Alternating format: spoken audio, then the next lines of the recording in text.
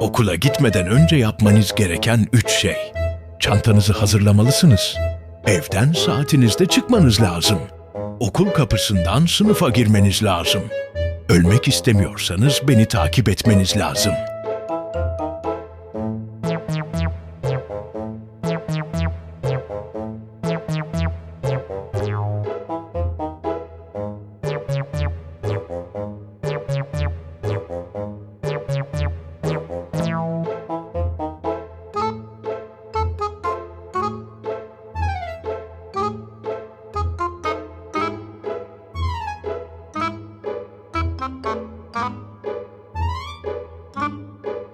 Thank you.